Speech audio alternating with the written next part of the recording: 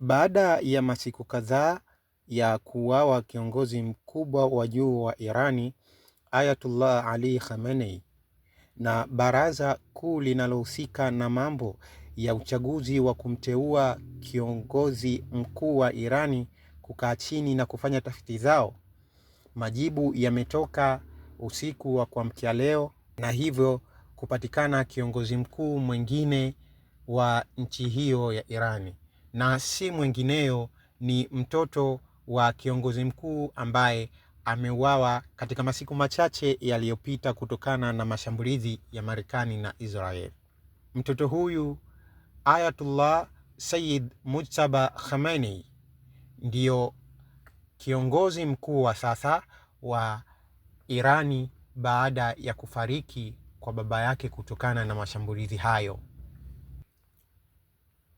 Kufuatia uchaguzi huo, Rais wa Urusi Vladimir Putin ametuma salamu za pongezi kwa Mujtaba Khamenei baada ya kuteuliwa kuwa kiongozi mkuu wa Irani.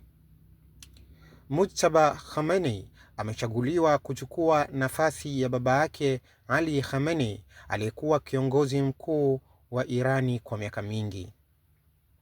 Baada ya uteuzi huo, Vladimir Putin alituma ujumbe akisema Urusi itaendelea kuwa mshirika wa wazi wa kuaminika kwa Irani. Alisisitiza pia rais huyo wa Urusi kuwa Moscow itaipa Teherani msaada usioyumba wakati Irani inakabiliwa na changamoto za kisiasa na za kijeshi katika eneo la Mashariki ya Kati. Hii inaonyesha ushirikiano wa karibu kati ya nchi hizi mbili, yaani Urusi na Irani katika siasa za kimataifa. Hii inakuja wakati mvutano mkubwa wa kijeshi unaendelea huko Mashariki ya Kati.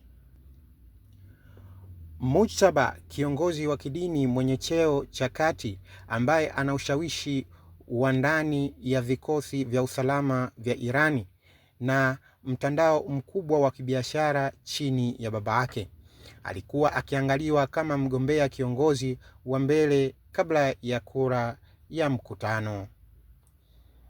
Kwa kura thabiti, mkutano wa wataalamu umemteua Ayatullah Sayyid Mujtaba Hussein Khamenei kuwa kiongozi mkuu wa Irani.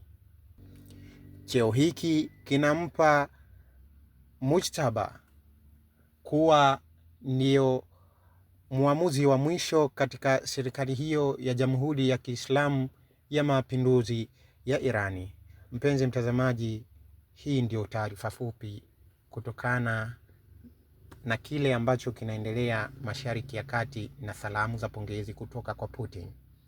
Mpenzi mtazamaji, tukutane wakati mwingine tena.